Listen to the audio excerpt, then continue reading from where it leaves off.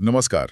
आज हम एक बहुत ही दिलचस्प कहानी की गहराइयों में उतर रहे हैं जो भारत के इतिहास और मिथकों में एकदम बुनी हुई है। जी महाभारत के केंद्र में जो भरत वंश है उसकी कहानी। बिल्कुल।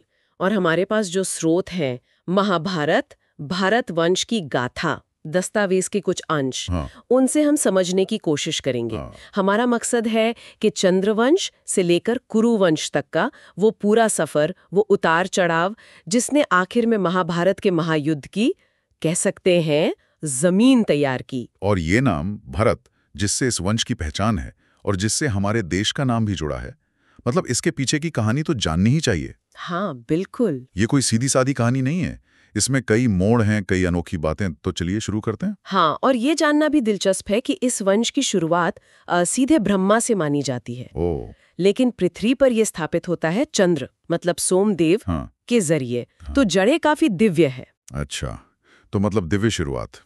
चलिए, चंद्रवंश से भरतवंश तक आते हैं। ये वंश वृक्ष ये कैसे आगे बढ़ा? जी, तो जैसा मैंने कहा, ब्रह्मा से अत्रि, अत्रि से चंद्र, चंद्र के पुत्र थे बुध। बुध। हाँ, बुध, जिनका विवाह हुआ इला से, जो पृथ्वी पुत्री मानी जाती हैं, और उनसे जन्मे पुरूरवा।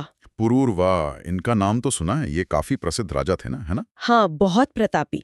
पुरूरवा और उर्वशी की कहानी तो बहुत मशहूर है। वो इसी वंश के थे। अच्छा, तो पुरूरवा के बाद? पुरूरवा के पुत्र आयु, आयु के नहुष, और नहुष के पुत्र हुए ययाति। और ययाति वो इस वंश परंपरा में एक बहुत ही, आप कह सकते हैं, अहम मोड़ पर खड़े हैं। ययाति क्यों? क्या खास हुआ उनके समय में? ययाति के कई पुत्र थे, यदु, तुर्वसु, द्रुयु, अनु, और सबसे छोटे थे पुरु। अब देखिए, परंपरा तो थी कि ज्येष्ठ पुत्र को सिंहासन मिले, लेकिन ययाति ने सबसे छोटे पुरु को चुना। सबसे छोटे को? ये तो थोड़ा अजीब है। मतलब उस समय के हिसाब से क्यों? त्याग भी किया था, उनकी आज्ञा मानी थी।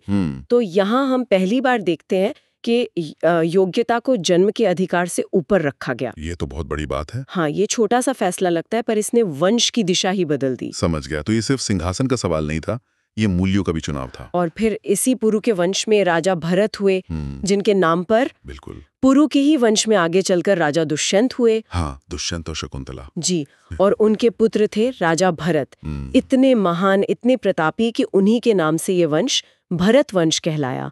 और कहते हैं हमारे देश का नाम भारतवर्ष भी उन्हीं से प्रेरित है। तो अब राजा भरत पर आते हैं। इनका व्यक्तित्व तो वाकई प्रभावशाली लगता है।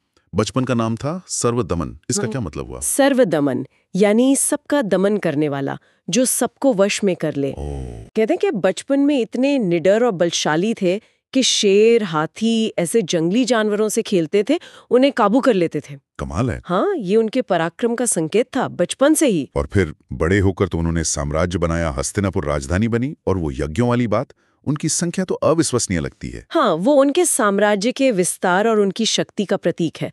स्रोत बताते हैं कि यमुना किनारे 100, सरस्वती पर 300 और गंगा किनारे 400 अश्वमेध यज्ञ। 400? अश्वमेध यज्ञ तो चक्रवर्ती सम्राट ही करते थे ना? जी हाँ, बिल्कुल। चक्रवर्ती सम्राट वो होता था जिसका रथ चारों दिशाओं में कोई रोक न सके। ये यज्ञ उसी संप्रभुता का प्रमाण थे। तो ये आंकड़े बताते हैं कि भरत कितने शक्तिशाली राजा थे। वाकई, पर इतने बड़े सम्राट के जीवन में भी वंश को आगे बढ़ाने की चुनौती आई, ये थोड़ा हैरान करता है। सही कहा। उनकी कई रानियां थी, पुत्र भी हुए, लेकिन कहानी ये है कि वो पुत्र शासन के योग्य नहीं थे। उनमें वो बात नहीं थी जो एक राजा में होनी चाहिए। तो यहाँ फिर वही योग्यता वाली बात आ गई, जैसे ययाति के समय। बिल्कुल। राजा भरत ने फिर एक कड़ा फैसला लिया। अपने ही बेटों को योग्य न मानकर उन्हें उत्तराधिकार से वंचित कर दिया। अपने बेटों को? जी। ये दिखाता है कि उनके लिए राज्य का हित, शासन की गुणवत्ता अपने पुत्रों के मोह से कहीं ज्यादा जरूरी थी। फिर से योग्यता रक्त संबंध से ऊपर। ये तो सच में बहुत बड़ा निर्णय रहा होगा। तो फिर वंश कैसे चला? मतलब समाधान क्या निकला? राजा भरत ने तय किया कि वो देवताओं को प्रसन्न करके पुत्र प्राप्त करेंगे। उन्होंने मरुत्सोम नाम का एक विशेष यज्ञ किया। मरुत्सोम यज्ञ? हाँ, और कहते हैं यज्ञ से प्रसन्न होकर मरुदगणों ने उन्हें एक पुत्र दिया। नाम रखा गया भारद्वाज। भारद्वाज। तो ये यज्ञ से उत्पन्न हुए या भरत के अपने पुत्र थे? नहीं, यही कहानी और दिलचस्प हो जाती है। भारद्वाज असल में ऋषि बृहस्पति और उनकी देवरानी ममता के पुत्र थे। क्या? बृहस्पति के? फिर मरुदगणों ने ही उन्हें राजा भरत को सौंप दिया, तो टेक्निकली वो दत्तक पुत्र हुए। दत्तक पुत्र?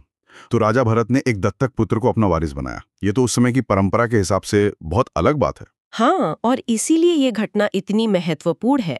भरत ने न सिर्फ भारद्वाज को अपनाया बल्कि उन्हें अपना उत्तराधिकारी भी बनाया और उन्हीं से भरत वंश आगे बढ़ा। कमाल है। ये दिखाता है कि वंश को जारी रखने का संकल्प कितना मजबूत था कि उसके लिए स्थापित नियमों से भी परे जाकर जरूरत और योग्यता के आधार पर समाधान खोजा गया। ये वाकई सोचने पर मजबूर करता है कि वंश को बचाने के लिए कैसे कैसे रास्ते अपनाए गए। अच्छा, तो अब ये भरत वंश आगे चलकर कुरुवंश कैसे बना? भारद्वाज के वंश में आगे एक राजा हुए हस्ती। हाँ। माना जाता है कि उन्होंने ही हस्तिनापुर बसाया। ओ, हस्तिनापुर इनके नाम पर है? हाँ, ऐसा माना जाता है। फिर इसी वंश में कुछ पीढ़ियों बाद राजा कुरु हुए। कुरु? जी, राजा कुरु। वो इतने प्रतापी और धर्मात्मा थे कि उनके नाम पर ही वो पूरा क्षेत्र कुरुक्षेत्र कहलाया, और फिर इसी वंश को लोग कुरु वंश भी कहने लगे। अच्छा, तो कुरु के नाम से कुरुवंश, और महाभारत के जो मुख्य पात्र हैं उनके पूर्वज फिर इसी वंश में आए। जी हाँ, कुरु वंश में कई पीढ़ियों के बाद राजा प्रतीप हुए और उनके पुत्र थे शांतनु। शांतनु, इनका नाम तो महाभारत की कहानी में बहुत अहम है। बिल्कुल केंद्रीय। शांतनु जिनका पहला विवाह देवी गंगा से हुआ था। हाँ, गंगा से, जिनसे 8 पुत्र हुए थे। जी, 8, जिनमें से 7 को तो गंगा ने जन्म लेते ही नदी में बहा दिया। 8वें पुत्र थे देवव्रत, जिन्हें गंगा शांतनु को सौंपकर चली गईं, और यही देवव्रत आगे चलकर अपनी भीष्म प्रतिज्ञा के कारण भीष्म कहलाए। भीष्म पितामह, जिनकी प्रतिज्ञा ने तो पूरा इतिहास ही मोड़ दिया। लेकिन शांतनु ने फिर दूसरा विवाह भी किया था। हाँ बिल्कुल, उन्होंने निषाद कन्या सत्यवती से विवाह किया। सत्यवती? जी, लेकिन सत्यवती के पिता ने एक शर्त रख दी कि सत्यवती से जो बेटा होगा वही हस्तिनापुर का राजा बनेगा। और इसी शर्त की वजह से देवव्रत मतलब भीष्म को वो प्रतिज्ञा लेनी पड़ी, सिंहासन त्यागने की और आजीवन ब्रह्मचारी रहने की। एकदम सही, ताकि भविष्य में उनके बच्चे सत्यवती के बच्चों के अधिकार को चुनौती न दे सकें। यहीं से तो सारी जटिलता शुरू होती है। बिल्कुल, भीष्म की प्रतिज्ञा ने वंश को एक स्थिरता तो दी, लेकिन अनजाने में भविष्य के झगड़ों के बीज भी बो दिए। खैर, शांतनु और सत्यवती के 2 बेटे हुए, चित्रांगद और विचित्रवीर्य। हाँ, उनका क्या हुआ? उन्होंने राज किया?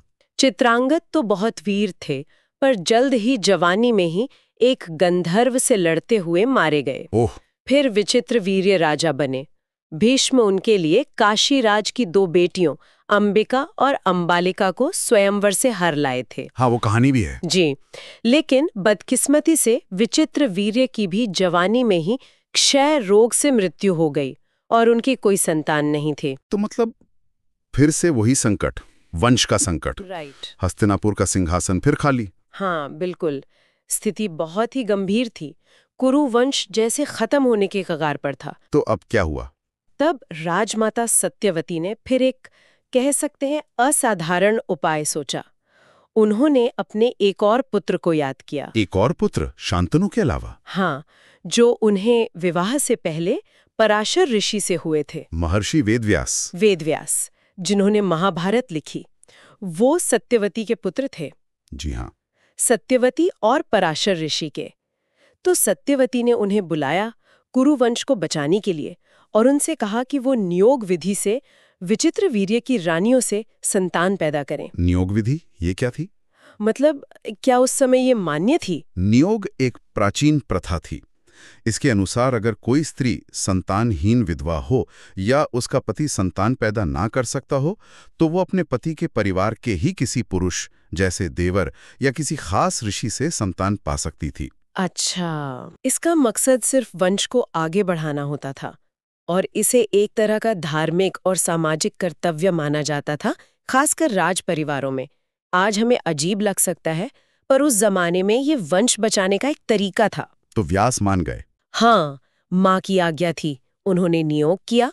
कहते हैं कि जब वो अंबिका के पास गए तो उनके तेज से डरकर अंबिका ने आंखें बंद कर लीं, तो उनसे जो पुत्र हुआ वो जन्मांध थे, धृतराष्ट्र। धृतराष्ट्र। फिर वो अंबालिका के पास गए, वो डर से पीली पड़ गईं, तो उनसे जो पुत्र हुए वो पांडु रोग से ग्रस्त थे, पांडु। पांडु।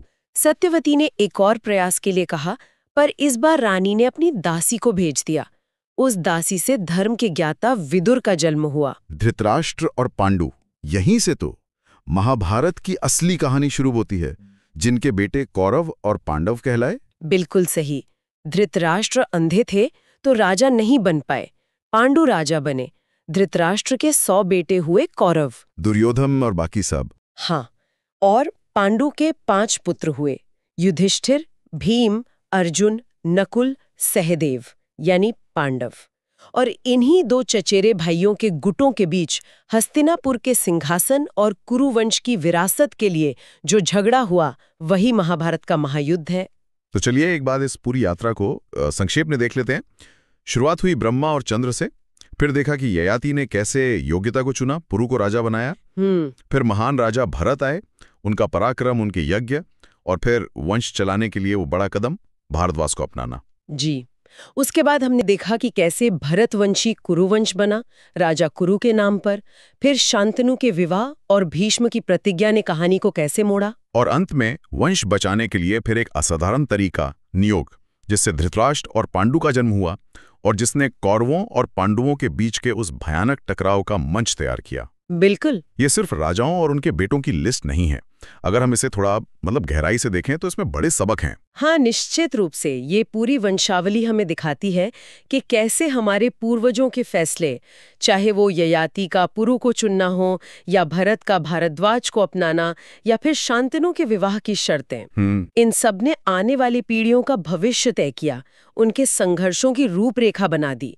हर फैसले का एक नतीजा था जो कहानी को आगे ले गया। और ये जो बार बार वंश बचाने के लिए असाधारण रास्ते अपनाए गए, दत्तक पुत्र, नियोग, क्या ये महज संयोग था? ये संयोग तो नहीं लगता। ये दिखाता है कि वंश की निरंतरता का विचार उस समाज में कितना अहम था, कितना शक्तिशाली था। हाँ, ये तो है। वंश को बनाए रखना शायद सबसे बड़े कर्तव्यों में से एक था, जिसके लिए सामाजिक और जैविक नियमों को भी जरूरत पड़ने पर बदला जा सकता था।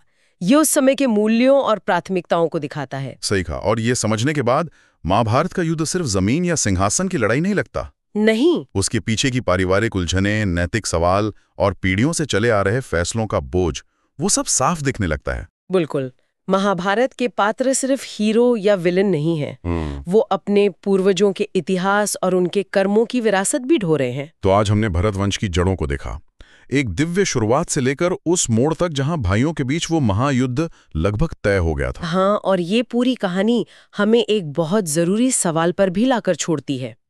हमने देखा कि वंश और उत्तराधिकार ये इस पूरी कहानी के केंद्र में है, लेकिन इसे बनाए रखने के लिए जैसे भरत ने भारद्वाज को अपनाया या व्यास ने नियोग से संतानें दी, कई बार ऐसे रास्ते चुने गए जो सामान्य परंपरा से हटकर थे।